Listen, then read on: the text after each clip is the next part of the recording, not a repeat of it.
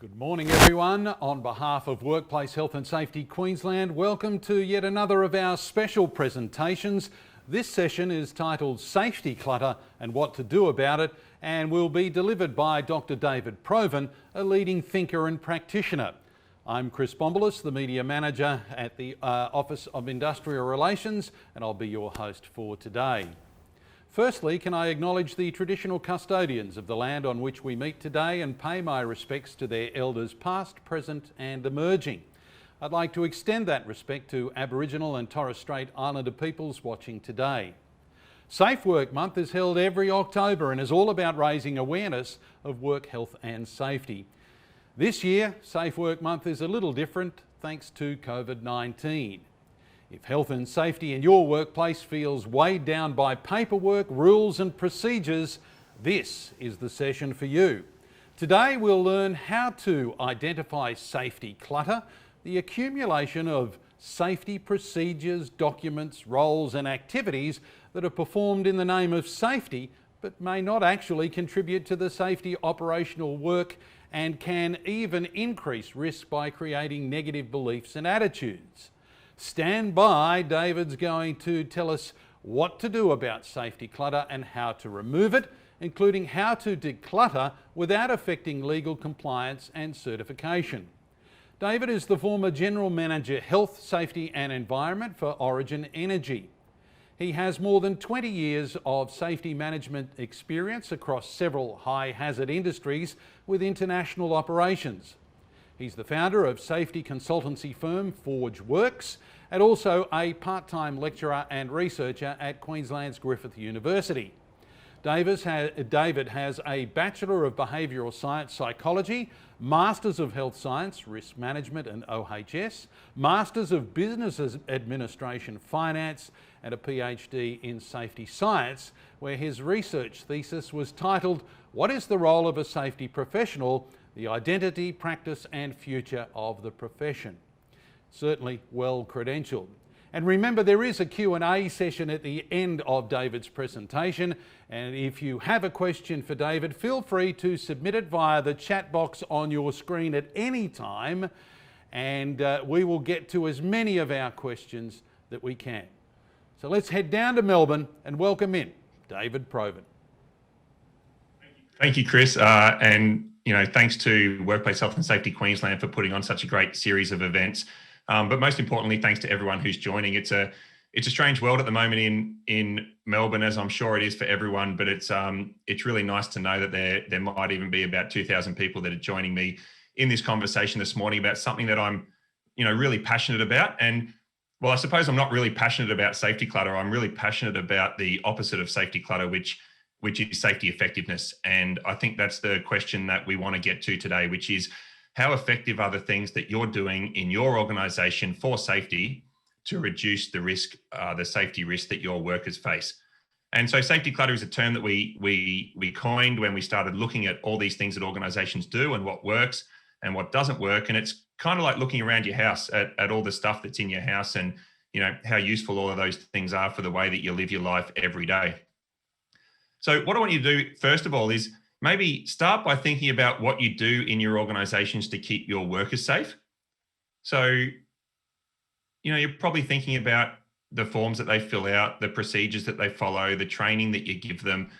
And then I want you to think about, what you do around your own house. So, do you do vehicle inspections before you drive the car to the shops? Do you do a JSA before you take the kids out on a bike ride?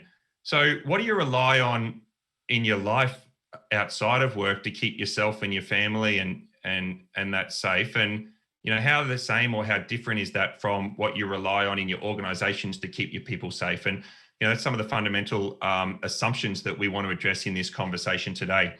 And that fundamental assumption is, what is this relationship between the safety work that we do in our organization and the safety of work, and how safe our work is when people are carrying it out? And I really like this image, and it's not mine, but it's one that does the rounds quite often on social media. But is it safe to be putting up a poster to remind others of being safe? And is it a safe practice the way that person is going about that safety activity? I recently, well, not so recently, but last year, put a pool in at home. And I'd watch the guys sort of dig the hole for a couple of days and excavate. And it's sort of a small company, what they were doing. And then one day they just asked me casually what I did, because I've been kind of watching them work every day and watching them excavate and do about their work. And I said I was a safety professional. They're like, oh, geez. Well, geez, you won't see any safety here. And I'm like, well, what do you mean? They just come across a difficult challenge with a large rock, and they'd stop the work. They'd talked about it. They'd bring the machine over. They planned out how they were going to carry out that task. They managed safety exceptionally, and then they got their work done. And that was the conversation that I had with them, which is like, that's actually what all of the things we're trying to do in organizations for safety is trying to deliver. And that's the way that you guys work. And so, I really want us to be critical about how we're managing safety in our organizations. And because it might be easy to think that this is not an issue. All the safety things that you've got going on in your business are directly and measurably contributing to the safety of work, and you just drive compliance harder to those things that you expect people to do. But I want you to reflect on that assumption, and I want you to think about how your workers actually work and what keeps them safe. And don't be afraid of being uncertain about your safety work and how it's actually being used and what it's doing, because that curiosity, that uncertainty, that questioning mindset in relation to this activity is exactly the first principle of managing a high reliability organization is thinking that things may not be as you think they are, and going and finding out how they're actually working. So when we think about safety clutter, we define it as this accumulation and persistence of safety work that does not contribute to operational safety. And we know this. Like I suspect that there's no one listening to this conversation today that can't think of a thing that they see in their organization or that they've seen in their career, which is being done for safety, which doesn't help. A form that needs to be filled out, a meeting that people need to go to, a training course they need to take. That's why the safety profession gets talked about as being, the fun police, or when the safety person turns up, work suddenly changes. And there's lots of good reasons why this stuff exists in maybe not good reasons, but there's lots of reasons why this exists in organizations, and lots of reasons why it hangs around, and we'll talk about some of those. But there's really no reason for you not to do anything about it, because in safety, we really need to think about where our investment's going and what that investment is actually doing for reducing risk in the business. So up until now, I probably haven't told you anything that you might think, okay, that's fine. I get it. We've got to try to understand this connection between the safety things we do and safety. But how do I do it? What do I do next? And that's what we answered in a paper that we wrote about how do we find safety clutter in our organization. And there's 3 questions that we should ask every single thing we do in our company in relation to safety. The first is, what's the contribution of this activity or this practice or this rule or this requirement or this form or this training course or this audit or this investigation or this inspection? What's it doing for safety? And I suppose in the past, that's where we've stopped.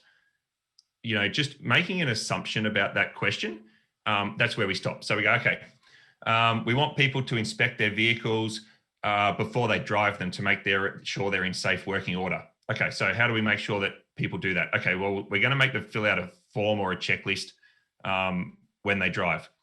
Okay, we want them to fill out a form every single time they hop in the vehicle. And then we want them to submit that form on an iPhone app so that we can see it. And so all we're thinking about is this first assumption, which is if we can create a connection between the things that we ask people to do and what we think it might do, then we just think that that's good enough to just throw it into our organization and expect people to do it. And, that example I just gave about vehicle inspections, I mean, we've known for 20 years that pre-use forklift inspections haven't even seen bald tires. And so that shouldn't be a surprise to anyone about that just becoming a compliance activity rather than anything that meaningfully reduces risk. So the second question that I suppose is the starting point of finding clutter is going, how do we know that it's working? We might assume, okay, that's great. We've got these forms in place, but how do we know it's working? And I was at a mining site year before last, and they were telling me how good their Take 5 process was, which is their pre-start risk assessment process. And they and I said, okay, that's fine. They said we get hundreds filled out every day. That's good. And they had a box there, which was their pre-starts for the month. And I said, okay, that's good. Yeah, everyone does it every day. That's good. That's awesome. And I said, so how do you know it's working? And they go, oh, well, people are filling it out. I go, well, no. What's it meant to do? Well, identify hazards and resolve hazards before work starts. All right, cool. So now we know what it's going to do. So how do you know that it's doing that? Well, people fill them out. I said, no, that doesn't answer the question.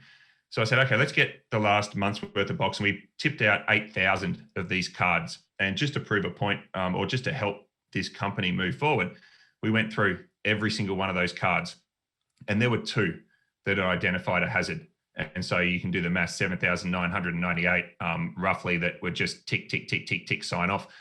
And so those 2 were by the same person on consecutive days. So what was fortunate, the person was on shift, and we went and found them and said, oh, so when you filled out this form, the response was this machine wasn't working. So I made a note of it, didn't do the job that day.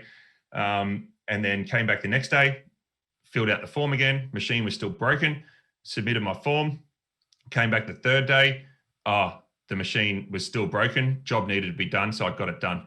And then just kept ticking boxes that everything was fine from there on in.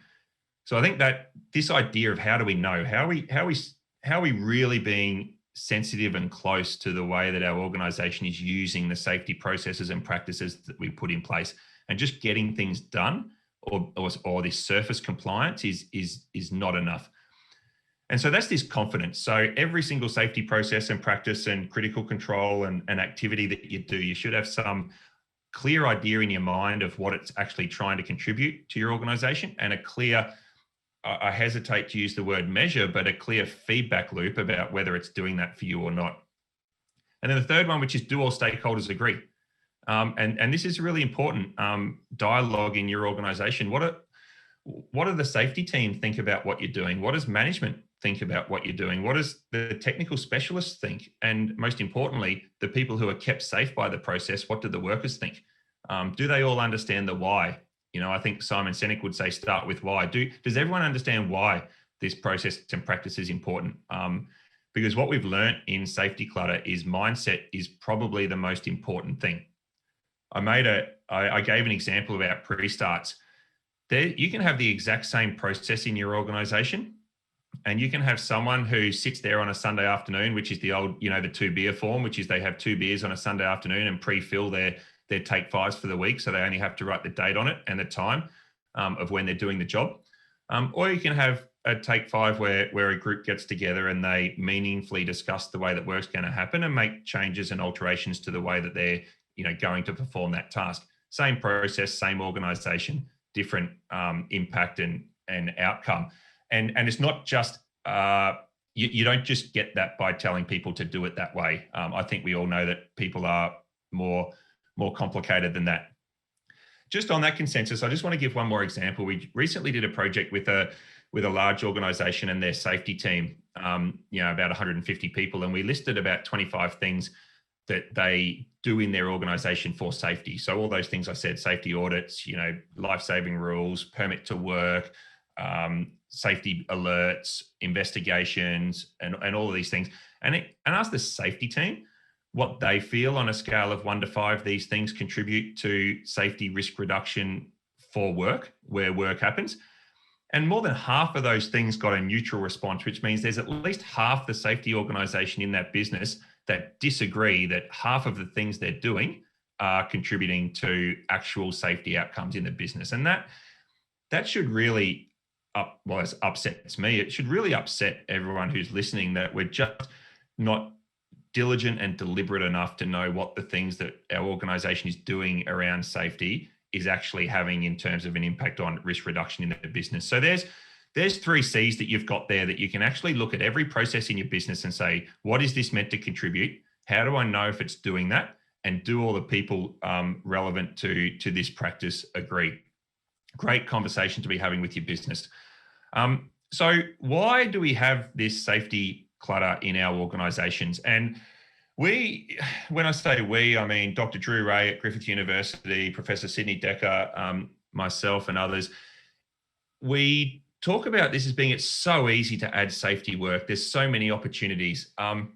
You will have every single day today, after you leave this, you will have an opportunity today to add more safety into your organization.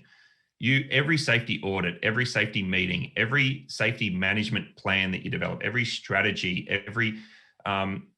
there's so many opportunities in every safety discussion to do something else. But there's actually very little opportunity to take safety things away. I've got an example of an organization where at one point they had a procedure for journey management for vehicle travel, where they had a form that you had to fill out where you were going from, where you were going to, what route you were going to take, where you were going to have your break, and your manager signs it off, and that's your journey plan. And then a couple of years later, they put in an in-vehicle monitoring system, which was obviously a technology that was real-time information where every vehicle is, what the status of that vehicle is, monitored 24/7 by an operations center. And they were still doing the form. And so I said, why are you still doing the form? Oh, we need to know where someone's going and where they plan to take a break. And I said, well, you know where they are, and you can communicate with them, and anything goes wrong, they can communicate with you. So why do you need the form? I'm like, oh, yeah, well, actually, we probably don't need it anymore.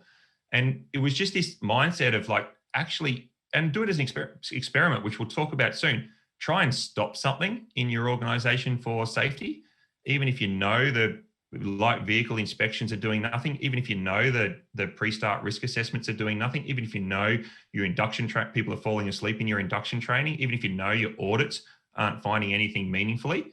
It's a really challenging space to actually stop that.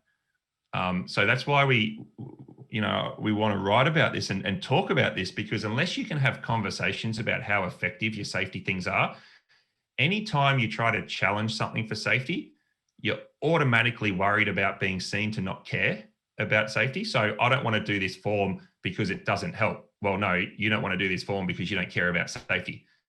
That's the initial response. Or, well, this form doesn't help, but if we take this form away and there's an accident, then we're all going to go to jail. And none of those things are true, but we're just not able to have the nuanced conversation about safety. So we leave this stuff in our organizations. We leave it there for a very well-intended reason. We want to be safe, and we just keep putting all of this stuff that we think is going to give us this safety into our businesses. But, fatalities aren't reducing. There's several countries around the world not in a COVID year because there's been less work happening, but at least in 2019 that had the largest number of fatalities in industry that they'd had for 1 or 2 decades, most of the developed world, in fact. So it's very easy to add this stuff. So the question that we should ask ourselves, well, maybe the question that you might be asking me, is why should we care? So if we want to do all this stuff for safety and some of it works and some of it doesn't work, then, well, let's not take stuff away because maybe 5% of the time it works, or maybe, occasionally it might work, or we don't know if it works. So we're happy to fund it. We're happy for our people to do it. Let's just leave it there. And what I would say is it does matter, and you should care, because when we've researched this and when we've looked at it, is it actually makes safety worse. And that's one of the most ironic things. The more that some organizations invest in trying to improve safety, the less safe they get. And so just think about that for a moment, that this clutter in your organization, the clutter around your house might make your life a little bit less satisfying for you, but the safety clutter in your organization makes your organization less safe. It damages employee ownership of safety. The more things you tell your people to do, the less space they have to solve problems for themselves with their teams, generate ideas, and take ownership over how they do their work. The less opportunity they have to differentiate between what's a high risk, what's a low risk, what's an important process, what's an unimportant process. And if they see or are involved in a whole lot of unimportant things for safety, the assumption gets formed that everything that gets done for safety is not helpful. And we've seen this with companies, for example, permit to work systems. They go, well, we do permits for high risk activities and that works, we think. How about we do permits for every activity? And so now you've got people doing 5 or 10 times the number of permits that they used to do. So you know what? They get really efficient at being able to fill out the permits, and they no longer think differently about the 20% of jobs that are actually really high risk. So if you've got the more things you have, the less clear it is for people to kind of see the trees for the forest, if you like. It's bad for adaptability. We know that our safety activities maybe don't survive normal work. They definitely don't survive disruption or emergent issues. It's like no plan survives first contact with the enemy. You might think, oh, well, anytime something changes, I expect my workers to stop their job, do another pre-start risk assessment, assess what's changed, and then restart. Doesn't happen. And I just make that as a statement. It doesn't happen. Our processes aren't designed to support our workforce to deal with emergent issues and be adaptable. And you only need to know that by how many incidents that you review or that you investigate in your business that says, oh yeah, but on this day, something was different. There was one less person. The weather was different. We had less time. The equipment was different. So your processes aren't solving those challenges enough for your workforce. I mean, it erodes trust and psychological safety. You know, the more you require people to do things and the more you push them to comply with things, the less things that you hear about in terms of what's going on in your business. And, you know, ultimately it creates this additional trade-off. You know, we keep pushing these expectations onto our workforce in terms of the safety things that they need to do, but do we give them more time and resources to do them? Or, you know, do we think about the fact that, you know, by doing this inspection every single time they have to hop in a car, that might add 30 minutes to their day? Do we give them 30 minutes of less work? Or do we expect them to find that 30 minutes either by compromising the integrity that we'd like in the safety process, or by finding ways to make the rest of their work more efficient and potentially increasing risk? So these are some examples, but there's a whole lot of things that having this ineffective, unnecessary, and unhelpful safety work in your organization does to actually make safety, make your organization less safe. So how do I deal with it? A couple more slides, and then I'm really keen to get some questions from the group.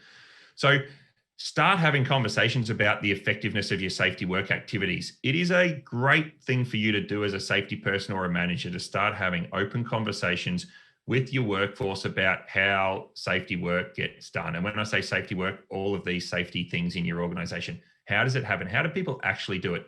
You know, you'll quickly learn how open the communication in your business, how much psychological safety and trust there actually is by what type of answers that you get. You know, are you going to get and be, I suppose, be worried if you get a conditioned response. If people tell you, no, it's good. Yep, we do it perfectly. Yep, it really helps. Yep, we think we should do more of these forms. Yep, we can't wait for the next process that you give us to follow. That's an organization that I would be very worried about in terms of its safety. So have open conversations about this. Be the leaders that actually say, we're curious about whether this is helping be safe. What do you think? What do you think? What do we all think? If you've got processes in your organizations like learning teams, use those processes on your safety work activities and try to find out what is actually happening in your business. The second thing I'd say is stop adding more stuff. Have this, so everyone's afraid to take something away. You should be as afraid to add something new into your business. Unless you can answer those 3C questions about something adding, and this is everything. This is an audit action. This is an investigation corrective action.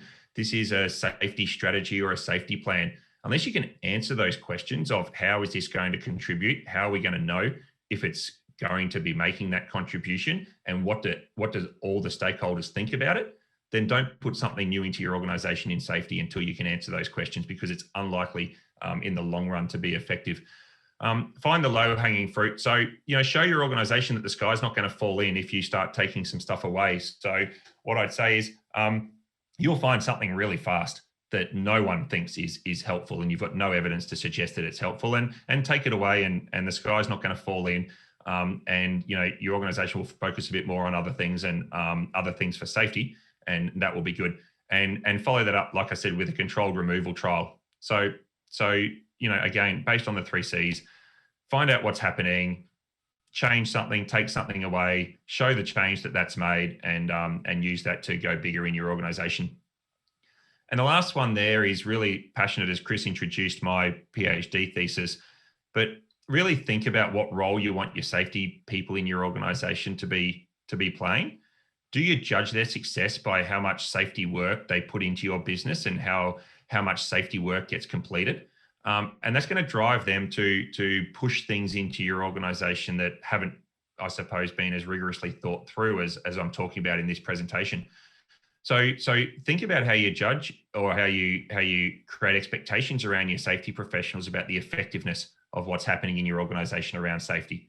The effectiveness of the new ideas that they suggest and the effectiveness of the existing practices in your business, and drive them to undertake a number of things that I've been talking about in this today. If they can go a week and bring you information on what's actually happening in your business around your safety work activities, rather than give you suggestions for what else you should be doing, then that's probably been a more useful week to you as an organization than keeping doing the shiny new things.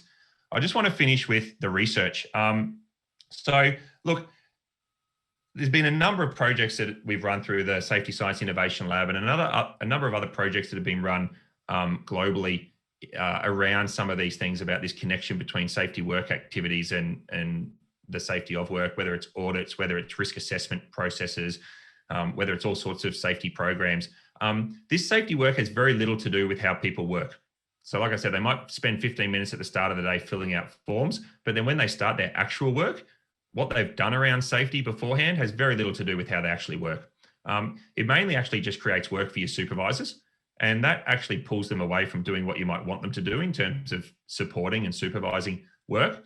And obviously, like I said before, it's less impactful in changing circumstances. And so what happens when you take it away? And when we've done some controlled clutter removal experiments, and I say experiments quite deliberately, actually with control groups and experimental groups, we actually see that when we take the burdensome and unnecessary safety stuff away, proactive safety behaviors during work increase. People kind of think that if they've done the safety things before the job, then safety's taken care of. But if you take that away, it actually builds safety into the work, and we see more proactive safety behaviors during work. We see better compliance with the things that are left in, because if the team thinks, well, you've taken away the unimportant stuff, the stuff you've left must actually be important, and we agree that it is. Communication improves, teamwork improves, because people don't rely on forms to report things. They actually have conversations and communicate. And obviously productivity, less time doing peripheral work in organizations is more time spent doing core work. So that's what I wanted to say. Where can I go for more support? There is a website, safetyclutter.com, where you can fill out your own organizational safety clutter scorecard. There's a program that starts in February next year that I'm going to be instructing, which is a 12-week boot camp for safety professionals under safetyfutures.com, which is called Advanced Safety Professional Practice, which is going to deal with all these issues about how safety professionals can do this. And then for the last year, every week, we've been producing, Dr. Drew Ray and I have been co-hosting the Safety of Work podcast, where every week we get a safety practice and we go through the safety science research and we communicate to you all as practitioners about what does the research actually say about these safety activities and how does it actually contribute or not contribute to the safety of work. So thanks everyone for the time. Thanks, Chris, and really looking forward to 15 minutes of questions. Absolutely. Thank you very much, David. And we have a number of questions already. If you do have a question for David, remember, enter it in the chat box, give us your name and the question, and we'll get to as many as we possibly can, David. The first one comes from Ella, and Ella says, can you provide an example of something that you thought was safety clutter that actually turned out to be really effective? So it can be vice versa, can't it? I mean, you're talking about decluttering, but we can also, when we're doing a review, come up with some really positive things. Yeah, thanks, Ella. Great question. So I was at a mine site in Papua New Guinea a while ago, and they were asking me and our business to help them do this. They wanted their whole mine site to be decluttered, essentially. And they said, well, you can start with the pre-start risk assessment that I've mentioned a few times. And I said, why? And the managers and the safety managers said, well, it's not effective. And I said, why? And they said, well, because it's in English, because that's what our global headquarters require it to be in, but none of the workers speak English, so it's not effective. And I'm like, well, do they get filled out? Yeah, we get 300 or 400 of them a day. And I was like, well, how does it get filled out? And so we're like, well, let's try and figure this out. And when we actually looked at this, what happened was the supervisors all spoke English, and because work's really valuable, what the supervisor was doing was sitting down at the pre-start meeting with 10 or 12 workers with 10 or 12 cards laid out and asking, what do you think about this job? What do you want me to write down on your card for you? What do you think? Oh, no, that person said that. Do you have something new to contribute? What do you want to do? And the supervisor will fill out these dozen cards. And it was, in 20 years, the best pre-start conversation that I've seen in my career. And this thing that managers and the safety professionals thought was an absolute obvious piece of clutter was probably the thing that was most keeping that mine site. They had no injuries for like years in that environment. And I think that process was the central thing to actually delivering that. So until you go through those 3 C's, you just don't make any assumptions about things. Yeah, and the questions keep coming. Maria's given us one, and she says, from my experience, David, it is often clients that require such safety clutter. Any suggestions on how to overcome this? So look, the contracting environment is really tough because clients do want a whole lot of stuff to get done. I think the first thing would be asking your clients what they actually want. What's the outcome that they want you to deliver? What are they actually looking for? And try to have those open conversations with them about what's going to be useful for you as a contractor to keeping your workforce safe. So try to minimize that where you can. Other ways is it's not nice, but to think about, what do I give to the client, and then how do I manage my work slightly differently. And I know recently, Josh Bryant won an AusIMM award in the mining sector, and for Mitchell Services, which is a mining services company, and they work with the largest mining companies in Australia, and they've been able to balance this. How do I manage my organisation, and how do I work with some of the largest companies in the country? So there's ways of doing it. It's not always pretty and easy, but I'd still be looking at what's going to be the most impactful for your workforce. Yep. Thanks, great advice, David. Jess has given us a question as well, and thanks to everyone for joining in our Q&A session especially. Keep those questions coming. Go to the chat box, give us your name, give us your question, and we'll get it to David as soon as we can. Jess has asked, can you provide the worst example of what you have seen in relation to safety clutter in an organisation? Something that was just a total mess. Oh, worst example. Yeah, look, I mean, there's lots of those examples. I think I touched on the one that I thought, which was the 8,000 take fives with everything green and nothing to see here on the start of every single job on a mine site for an entire month. And I don't want to pick on mining because it's no different in construction or oil and gas, but those things that you expect people to do every day that they just have to do every day, those are the obvious candidates. So I think that I'd probably just, in the interest of brevity, I'd probably throw back to that example. Christine gives us this question, and it's a similar line for a number of our viewers here today, David. So it's a question that they've similarly asked. How do we prove to the regulators that we are doing something safe if we don't have the evidence? So there's a few questions based around this. Yeah, look, and I'm fortunate to have some good relationships with some of, I suppose, Australia's leading OHS lawyers. So like Paul Catrone at Seafast Shore, or Michael Toomer at Clyde & Co, or Greg Smith. And I'd just touch on Greg Smith for a minute, who wrote a book, Paper Safe. It's a great book for people to get their hands on if they're worried, written by a safety lawyer, for organizations to say all this paper stuff in your organizations that you think is keeping yourself safe is not actually what due diligence is all about. And I'd probably throw out to the regulators here, they're thinking about this really, really hard. People like, Martin Campbell in SA work, and I know that there's a regulator forum that's coming up shortly that they're going to do a whole day on some of these different ideas and what it might mean for how they regulate. So I appreciate all of these questions about historically our regulators are interested in the paperwork, and they have been, and they are. But I guess I'd hope that they're more interested in the effectiveness of those activities that you've got in your organisation and actually not having accidents. I think it's a saying that the best way to not be in the eyes of a regulator is not to have the accident. So what I'd say is decluttering is probably likely to prevent the accident. There's some necessary paperwork in safety, we know that, but We know also, I'd just add from a Deloitte Access Economics report in 2014 that 2/3 of everything that we do in our organisation at least is self-imposed company requirements and not regulatory requirements. So it might apply to some things, but it doesn't apply to everything that you do. David, you mentioned Michael Toomer, and I'll just share a story. Very impressive. I want him on my side. I was at a conference a couple of years ago as an MC and heard him speak. And my word, that was impressive. And they're the sort of people you want on your side. I'd probably say, Chris, before the next question, if you do end up in a situation where you go and take this sort of decluttering forward and you do have a unrelated and unfortunate incident, then yeah, get Michael Toomer as your lawyer and call myself or someone else as an expert witness, and be really clear to the courts about why this was the best approach for you to be taking. The questions keep coming, David, so you've got to be on standby ready for these. Celia asks, how do you bring senior management along for the journey? We've all heard the buzz terms now, buy-in, that sort of stuff, but how do you get the senior management along? Yeah, thanks, Celia. Good morning. Good morning in Perth. Assuming that there's not more than one Celia on the line.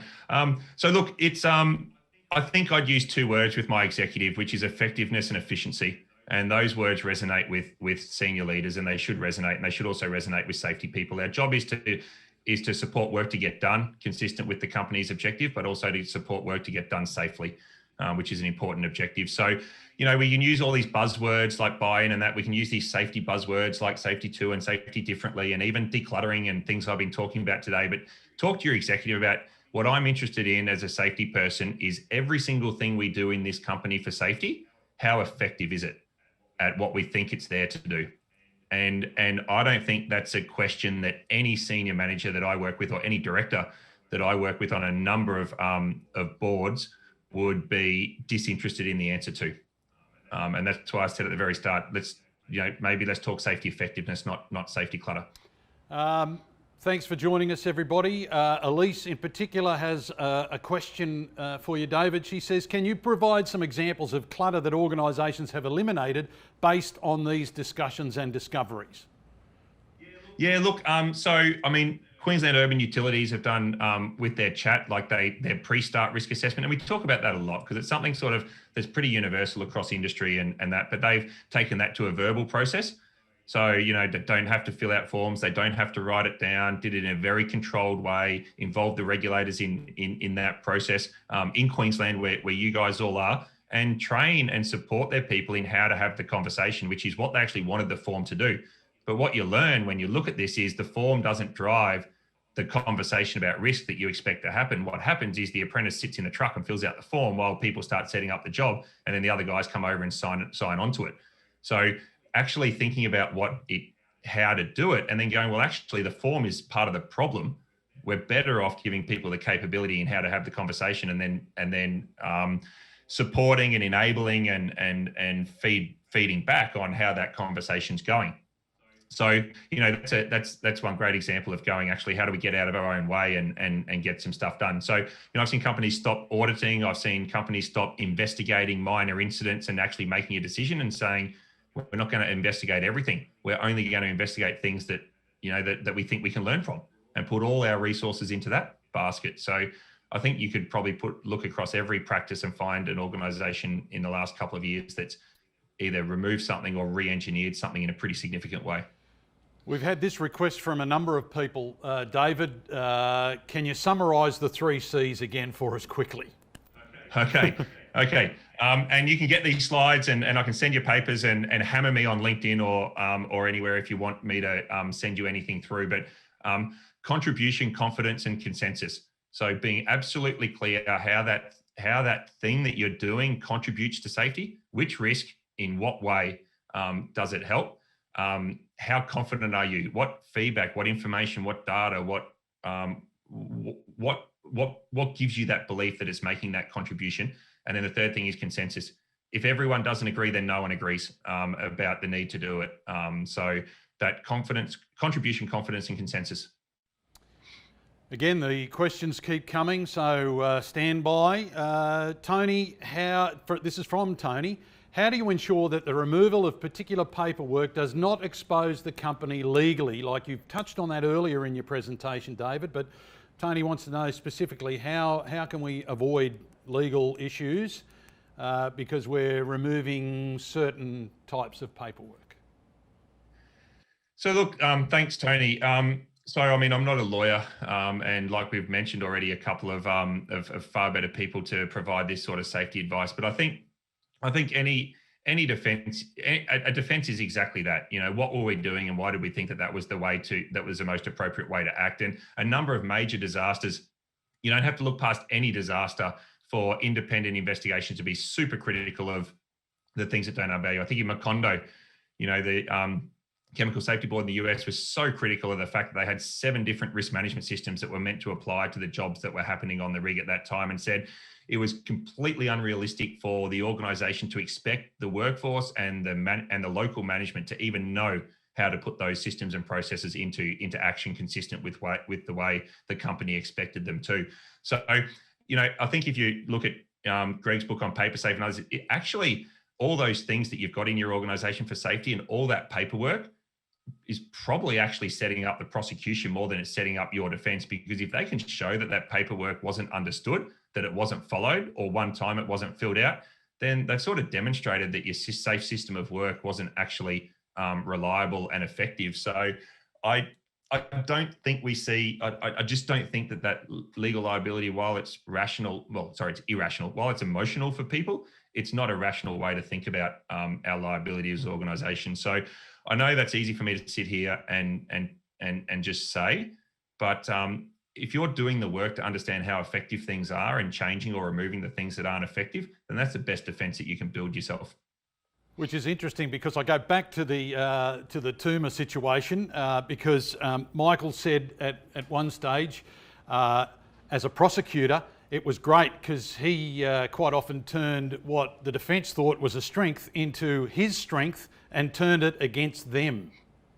Yeah, and if you say we want a pre-task risk assessment done before the start of every job, and that's in your system and that's in your whatever, and people didn't do that before the job, they had the accident, then like you said, that's all that's required on the other team, not on your team. David asks, I sense from your comments, David, aimed at you, that safety obligations to devolve in the front line, i.e. decision making at the coalface. How does that inform the role of safety professionals? Yeah, so absolutely. So you want to provide 2 things, capability and autonomy to your workforce. So one doesn't come without the other. I mean, I wouldn't give autonomy to people who you don't have confidence have the capability to make, you know, let's say good decisions. And also then obviously giving capability and then having hugely capable people with no autonomy is a sure way to demotivate anyone. So those 2 things go hand in hand. So at the kind of front line. So that's the first part of the question. Sorry, Chris, I forgot the second part of the question. Yes, me too. Let's go back to it. Sorry, we'll go back. How does that inform the role of safety professionals? Got it. I knew there was a second part. So yes, absolutely. So look, safety professionals need to be really focused on what's happening in their business. Think of yourself as a sharp end operator. You're not a blunt end administrator in your business that's tabulating statistics at the end of every month and preparing PowerPoints. You need to be actively engaged in how work is happening as a safety professional, how people are making decisions and what they need and what they don't have. And then, you know, facilitating decisions to be made in your organization to support your people in what they need at the front line. So if you've got no feedback loop and your reporting system or your hazard reporting system is not a feedback loop, if you've got no direct feedback loop from your front line, then you're really flying blind as a safety professional in your organization. Clearly, a lot of people have questions, so we're going to keep going. We're going to run a little overtime today, which doesn't matter. We'll send the checks in the mail, David, for you. To go a bit over to a bit of overtime. Labour of love. But keep them coming. If you have a question, go to the chat box, give us your name, give us your question. We'll get to David as soon as we can. Ken echoes what we hear quite a bit, that unfortunately legislative compliance is the bigger contributor to safety clutter, and we hear that a lot. How do you remove clutter and still demonstrate compliance? Because there must be a fine line, David. Yeah, there is, but I think I'm probably not going to answer that the way that the answers maybe the way that the answer would be like to be given. But But like I think there's so safety risk exists in your business every single day. And I want every person on this call to have a think about how many times in their career they've been prosecuted and how many times in their career they've had an improvement notice versus how many serious accidents they've had in organizations that they've been involved in. So risk exists in your business every day to your workforce. Prosecution risk maybe exists once in a career for if you're unlucky as a business. So you only need to look at the enforcement regime and the number of visits that WorkSafe inspectors do. So I don't want to downplay that, but I want to say that when we do these safety clutter conversations, when we ask people, and it may be the question that I can ask everyone in this call, what's the biggest barrier to you removing something in your business that you know is not effective? And we know that 2/3 of people will answer that question with, I'm not going to remove that in case I expose myself or my organization to legal liability. And 1/3 of you will answer that with, I'm not going to remove something in case I take something away that actually keeps my people safe. So I know the questions are going to keep coming about legal compliance, and they're always going to be there. And as much as lawyers write books and as much as we look into case law, I don't know how we remove that. But I just leave those two things with people: is what risks do your workers face that gives you, I suppose, how frequent are those risks that your workers face that should motivate you to make your safe work practices more effective versus the risk that you might face in terms of legal liability. And I'll voluntarily expert witness any of you if you follow these sorts of processes and you end up needing to defend yourself of why this is the right thing. So apologies if I didn't answer that the way it was questioned. All right, let's move on to Gary, and thanks for watching today, Gary. And Gary asks, you've touched on a number of safety myths, David, and I think people need to be aware of these. One related to your talk is the more data, the better. Can you comment on sometimes less is really more, and should we be cautious about big data initiative? So look, data is absolutely something that can be useful, and it can be misleading as well. So it's not necessarily about the amount of data, it's the right data that you have as an organization and what decisions you need to make and how it's informed. So I don't think there's anything that you'll be gathering in your organization in relation to safety that's useful for you making decisions about how to keep your workforce safe. The number of safety activities that people complete, and that I mentioned the podcast there, we did an episode on safety indicators, leading, lagging, and all these things we do, and showed that, well, the research shows that none of them really help you. But what does help is operational data.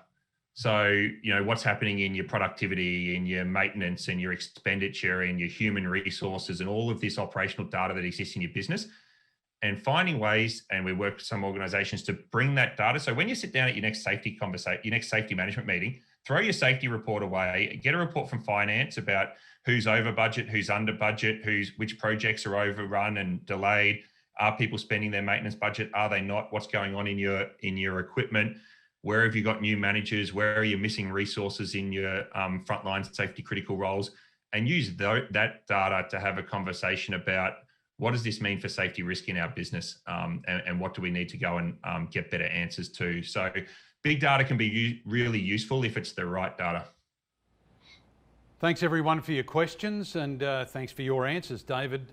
This is probably a good way to wrap up the Q&A session with a question that comes from Sheridan, and it's a beauty. Where can I get more information about safety clutter and some other ways to implement in our business? So Sheridan, great question. And like I said, email me, ask me for any of those papers that we've written, anything that I can do to provide, let me send that through to you. But yeah, look, I don't think you'll have to go far to Google safety clutter, join a conversation on LinkedIn, reach out to me. Like I said, there's safetyclutter.com. You can do a scorecard for your organization that asks you a few questions about and gives you a report. So there's ways you can do this. But I think I'd say in this presentation is really all that you need to get started. Start talking to your people in your business about how effective the safety activities are and what people really think, and make decisions from there. David, great way to wrap up today's session. I'll give you a question without notice. Can you just give us a few key take-home messages from your presentation, from all the questions that we've had, just in closing? Yeah, look, I'd say is don't make any assumptions about the relationship between safety work activities that happen in your organization and the safety of the work that your workers are performing. So that would be the big takeaway. Don't make assumptions. And so if you're not going to have assumptions, then you're going to have to go and find out how your safety work things are being done and what all of the people in your organization actually think about that. And be brave, be bold, make decisions. And if you're making decisions in the best interest, in the interest of what's effective for keeping your people safe, then that's all anyone can ask. Whether it's a worker, a regulator, a family of one of your workers, or your board as well. So have that single focused mindset on how effective is the safety work things that we do. Thanks very much, David. We might wrap it up there. I'm going to say to you, enjoy the day in Melbourne, because you're in four walls, but you're still in lockdown, so you can't actually go out and enjoy it like we can in Queensland. No, exactly right. But I tell you what, there must be a million Melburnians who are going to flood your state as soon as your premier lets us come across the border. Oh yeah, well, just keep it locked for a little while longer. Who knows? Our thanks very much to Dr. David Provan for joining us today, and to you guys out there who tuned in. I hope this was very, very, very useful, and you can take it back to your businesses and workplaces. And we thank David again. Thanks, David. Enjoy the day. Don't forget, there are still loads of free virtual events to enjoy during Safe Work Month, including a session on stress-resilient leadership, intelligence-enabled work health and safety, and even a chat with ex-Olympian Hayley Lewis. And the really good news, it's not too late to register. You can also access heaps of free resources from our website, worksafe.qld.gov.au, and it's new and refreshed, the website, so please take a look at it, grab some of those resources. They include industry and topic-specific video case studies, podcasts, speaker recordings, and webinars and films to help you improve your WHS and return to work outcomes.